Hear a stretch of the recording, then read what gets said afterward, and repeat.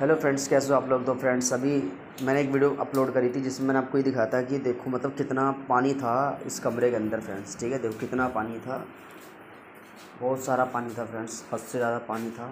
ठीक है, अभी पूरा साफ़ वाफ कर दिया हमने। ठीक है जी, और जो है ये भी फ्रेंड्स देखो पूरा कर दिया हमने साफ़। ठीक है, और बाकी इसमें था पूरा पानी पानी भर पड़ा था फ्रेंड्स, पूरा ये भी जो है कर दिया साफ़ इसको। ठीक है ना फ्रेंड्स, और मैं आपको बता रहा हूँ पानी फिर आएगा। देखो फ्रेंड, ये सारी हमारी किताबें थी जो मतलब सारी ख़राब होने से बचा ली। खैर ये देखो फ्रेंड्स, ये हमारी बुक्स पड़ी है इसके अंदर। ठीक है, ये सारी बुक्स है। ठीक है फ्रेंड्स, ये सारी इसके अंदर बुक्स पड़ी है। ये देखो फ्रेंड्स सारी किताबों का हाल। ठीक है ना। तो दूसरा, अब ये देखो अब मौसम भी बहुत गंदा हो रहा है, पूरी बरसात हो रही है, दोबारा पानी आएगा फ्रेंड्स। कह रही है देखो फ्रेंड्स पूरा साफ़ किया। देखो बरसात देखो आप, कितनी बरसात हो रही है ना, ज़बरदस्त वाली बरसात हो रही है। ये देखो बरसात, ओए होए होए होए। ठीक है फ्रेंड्स, तो दोबारा जो है मतलब पानी, नदी का पानी जो है टांगरी नदी का पानी दोबारा से छोड़ा जाएगा वो कह रहे। तो हमने जो मेहनत करी है, लग रहा है हमारी मेहनत बिल्कुल सारी बेकार हो जाएगी, क्योंकि दोबारा से हमें ऐसी मेहनत करनी पड़ेगी। ठीक है ना फ्रेंड्स, तो चलो कोई बात नहीं, ये सब तो समस्याएं आती रहती है लाइफ में।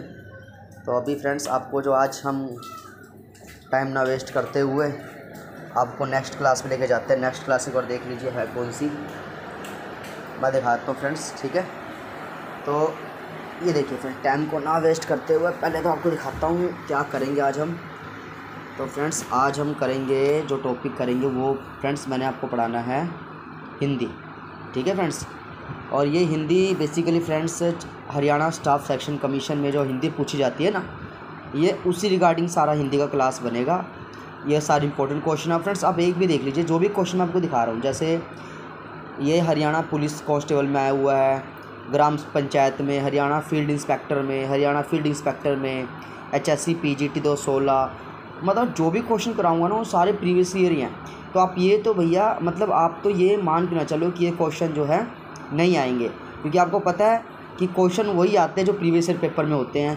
HSC की एक बहुत अच्छी पॉलिसी होती है, ये अपने 100 क्वेश्चन में से 60 क्वेश्चन तो प्रीवियस ईयर वाले ही अपलोड कर देती है। बाकी करंट अफेयर होता है फ्रेंड्स जो थोड़ा नया होता है, बाकी सारा पेपर जो है पुराने कंसेप्ट पे ही होता है। तो चलो आपको टाइम ना वेस्ट करते हो, आज थोड़ा हिंदी कराते हैं। चलिए हिंदी देखिए, कहता है हीन, हीन विशेषण शब्द, इसका भाववाचक संज्ञा रूप क्या होगा। तो हीन का भाववाचक होगा हिंता। क्या होगा फ्रेंड्स? हिंता। आगे देखिए, हम शब्द क्या है, तो हम एक सर्वनाम होता है फ्रेंड्स। ठीक है, थोड़ा सा और पढ़ लीजिए। देखिए सर्वनाम के 6 भेद होते हैं, पेपर में आ सकता है फ्रेंड्स। ठीक है, पुरुषवाचक, पुरुषवाचक सर्वनाम, पुरुषवाचक 3 प्रकार के होते हैं, उत्तम पुरुष, मध्य पुरुष, अन्य पुरुष। उत्तम में तो आपको पता है फर्स्ट पर्सन, सेकंड पर्सन और ये थर्ड पर्सन, ये हिंदी में बता रखे हैं। मीठा शब्द का भाववाचक क्या होगा, तो मिठास होगा। ठीक है ना। बुरा शब्द का वाचक बुराई होगा। निम्नलिखित शब्दों के भाववाचक संज्ञा बनाइए, तो इसमें बुढ़ापा इसका करेक्ट आंसर हो जाएगा। नेक्स्ट देखिए क्वेश्चन, निम्नलिखित में से कौन सा शब्द भाववाचक संज्ञा नहीं है, तो इसका है बुद्धिमान। निम्नलिखित शब्दों के भाववाचक संज्ञा बनाइए, तो लड़कपन इसका करेक्ट आंसर हो जाएगा। चतुर शब्द का भाववाचक संज्ञा रूप है चतुराई। उड़ना शब्द की भाव संज्ञा उड़ान। अच्छा एक और देखिए, अपने आप यह काम सीख लूँगा, इस विषय में निजवाचक सर्वनाम है आप। क्या है फ्रेंड्स? आप। अपने आप काम सीख लूँगा, निजवाचक होता है अपने लिए, तो यानी इसका आप बिल्कुल करेक्ट आंसर हो जाएगा। आगे देखिए फ्रेंड्स, अब इसके वो करना है भूतकाल, तो यह मैंने पढ़ना शुरू किया था। वर्तमान काल, शायद मैं पढ़ता हूँ वर्तमान काल। और भविष्य काल, शायद मैं कल पढ़ूँगा। ठीक है फ्रेंड्स, चलिए नेक्स्ट पेपर देखते हैं, मतलब नेक्स्ट क्वेश्चन किस किस लेवल का और कौन कौन सा है। तो फ्रेंड्स ये देखिए भाई जी, आपके पास अगले क्वेश्चन की लिस्ट तैयार हो गई है। सर्वनाम आ गया जी आपके पास, वो संज्ञा थी, अब सर्वनाम देखिए। सर्वनाम कहता है निम्नलिखित प्रश्नों में 4 विकल्पों में से उस सही विकल्प का चयन कर जो बताता है कि कौन सा पुरुषवाचक सर्वनाम का भेद नहीं हो सकता। जो पुरुषवाचक का भेद ना हो आपको वो बताना है फ्रेंड्स। ठीक है, तो चलिए एक बार बता देता हूँ आपको मैं थोड़ा सा।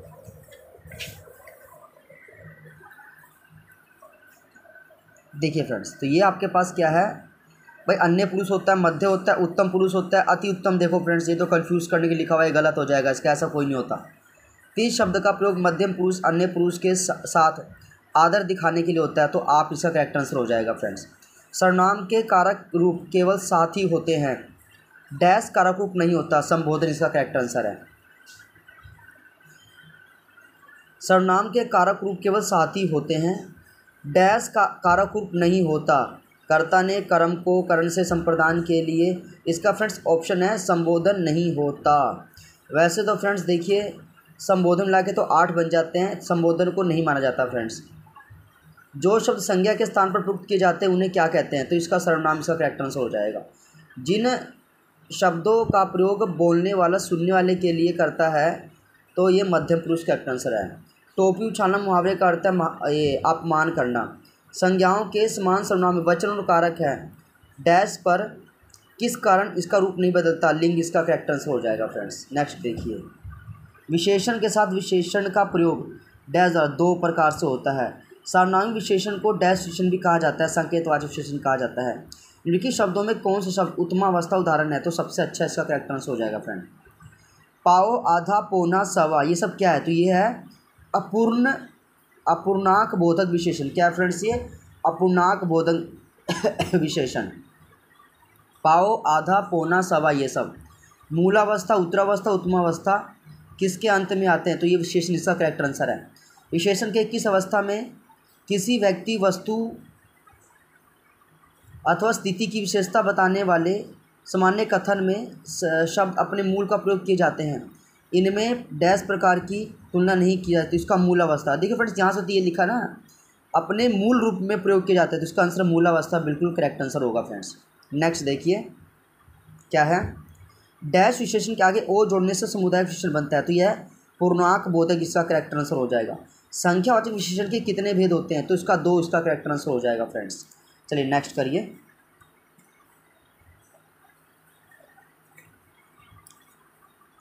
जब गुणवाचक विशेषण का विशेष्य लुप्त रहता है तब उनका प्रयोग डैश के समान होता है, तो संज्ञा के रूप में होता है। क्या फ्रेंड्स, जब गुणवाचक विशेषण का विशेष्य ही लुप्त रहता है तब उनका प्रयोग संज्ञा के रूप में किया जाता है। विशेषण के जिस रूप से दो से अधिक वस्तुओं में किस एक की गुण की अधिकता व न्यूनतम उसे बोलते हैं उत्तम अवस्था। क्या बोलते हैं फ्रेंड्स, उत्तम अवस्था। जैसे आपका फ्रेंड्स आपने पढ़ा होगा ना कि कंपैरेटिव डिग्री, सुपरलेटिव डिग्री है ना, पॉजिटिव डिग्री, तो उसी को बोलते हैं फ्रेंड्स मूलावस्था, उत्तरावस्था, उत्तमावस्था। उत्तमावस्था आपका हो गया सुपरलेटिव डिग्री। ये क्या कहता है, विशेषण के जिस रूप से 2 से अधिक वस्तुओं में किसी एक की गुण का पता चले, मतलब जिसकी तुलना आप 2 या 2 से ज़्यादा में करें तो सुपरलेटिव डिग्री यहाँ पे, यानी आपका यहाँ पे क्या आंसर रहेगा फ्रेंड्स, वो रहेगा आपका यहाँ पे उत्तमावस्था। चालाकी शब्द डैश है, तो ये चालाकी क्या है, देखिए फ्रेंड्स चालाकी एक संज्ञा होगा, है कि नहीं। चालाकी शब्द क्या है, संज्ञा है, क्योंकि अभी सिर्फ ये लिखा हुआ है चालाकी। अगर ऐसे लिखा होता भाई राम चालाक है तो आप चालाक को कह सकते थे भाई विशेषण है, लेकिन यहाँ पर तो भाई कोई संज्ञा ही नहीं है तो इसको संज्ञा माननी पड़ेगी। इनमें गुणवाचक विशेषण का कौन सा नहीं है, तो 20 इसका करेक्ट आंसर हो जाएगा। क्योंकि देखिए 20 तो एक संख्यावाचक हो गई ना, मोटा, काला और नया, ये ठीक है आपका। नीचे दिए गए शब्द के विशेषण बनाइए, तो फ्रेंड्स यहाँ पे देखिए दयालु करेक्ट आंसर है। इनमें विशेषण शब्द है पुराना, क्योंकि फ्रेंड्स पुराना, लिखता, लड़का, ये सब आपके पास। क्रिया, जिन क्रिया के साथ 2 कर्मों का प्रयोग किया जाता है उन्हें द्विकर्मक क्रिया कहते हैं। वे क्रिया जो संज्ञा, सर्वनाम, विशेषण आदि के शब्दों से बनाई जाती है उन्हें क्या कहते हैं, तो उन्हें नाम धातु कहते हैं। क्या कहते हैं फ्रेंड्स, ये मैं बताना भूल गया, क्रिया टॉपिक आ पड़ा है, तो क्रिया टॉपिक आ गया तो क्रिया से इंपॉर्टेंट जो भी क्वेश्चन एचएससी के अंदर आते हैं फ्रेंड्स, ठीक है। मैं कह रहा हूँ इतनी अच्छी किताब फ्रेंड्स मेरे हाथ लगी है कि इसके अंदर लगभग 10,000 क्वेश्चन है फ्रेंड्स, 10,000 क्वेश्चन, ठीक है। और 10,000 क्वेश्चन ग्रुप डी का पेपर निकालने के लिए बहुत ज़्यादा है नहीं। एक बार ग्रुप डी में सिलेक्शन हो जाए उसके बाद तो फिर क्लर्क के बाद आपकी बड़ी बड़ी पोस्टें। लेकिन सबसे पहले स्टार्ट आपको छोटी से ही करना चाहिए। एकदम से हम सोचेंगे कि भाई छत पे चढ़ जाएं, तो छत पे चढ़ने के छलांग तो लगाओगे नहीं ना नीचे से, आपको स्टेप बाय स्टेप चढ़ना पड़ेगा। तो सबसे पहले तो भैया आप ग्रुप डी के अंदर सिलेक्शन ले लीजिए। उसके बाद जब सिलेक्शन हो जाता है, एक बार आपने ग्रुप डी का पेपर पास कर लिया, आपको एक आइडिया मिल जाएगा कि भाई मेरा कलर का पेपर कैसे निकालना है। मतलब आपके कंसेप्ट तो क्लियर ही रहेंगे, रिवीजन आपको डेली करनी है, आपका कलर का पेपर भी क्वालिफाई हो जाएगा। चलिए फ्रेंड्स, वे क्रिया जो संज्ञा, सर्वनाम, विशेषण आदि शब्दों से बनाई जाती है उन्हें क्या कहते हैं, उन्हें नाम धातु कहते हैं फ्रेंड्स। नेक्स्ट क्वेश्चन भी देखिए थोड़ा सा।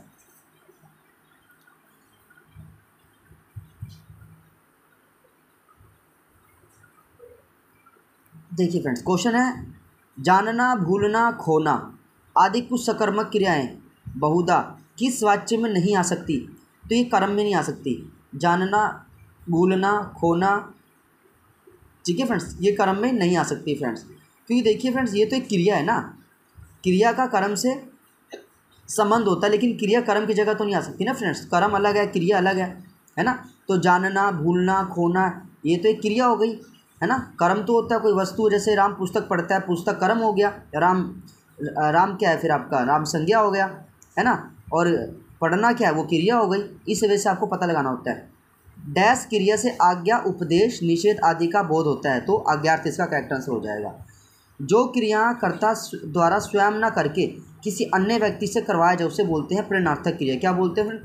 ये बड़ा इंपॉर्टेंट क्वेश्चन है। हरियाणा पुलिस कांस्टेबल पेपर 2021 इन सेट फर्स्ट में पूछा का था। और फ्रेंड्स मैं आपको बताऊँ, शायद ग्रुप डी में पेपर में भी आया हुआ था क्वेश्चन था। डैश धातु वे होती है जो किसी दूसरे शब्द से ना बने, जैसे करना, बैठना, चलना। तो ये होती है आपकी मूल धातु। क्या होती है?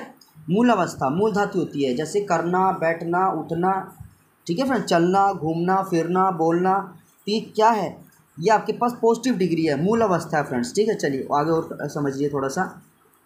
क्रिया विशेषण के भेद, तो इसके भाई 4 भेद होते हैं। आगे और देखिए, क्रिया के जिस रूप से विधान करने की रीति का बोध होता है उसे क्या कहते हैं? उसे अर्थ कहते हैं फ्रेंड्स। निम्न में से कौन सा वाक्य सकर्मक क्रिया का उदाहरण है? तो रमेश पत्र पढ़ता है, इसका करेक्ट आंसर हो जाएगा फ्रेंड। ठीक है, कौन सा वाक्य सकर्मक क्रिया का उदाहरण है? तो रमेश पत्र पढ़ता है, सकर्मक क्रिया इसका करेक्ट आंसर हो जाएगा। क्योंकि फ्रेंड देखिए, रमेश भी है, पत्र भी है, पढ़ता भी है। कुछ ऐसा पढ़ के लगा आपको इसमें कुछ मिसिंग है? नहीं लगा ना, सब कुछ तो है। संज्ञा भी है, कर्म भी है, क्रिया भी है, तो आप इसको सकर्मक आराम से कह सकते हो फ्रेंड्स।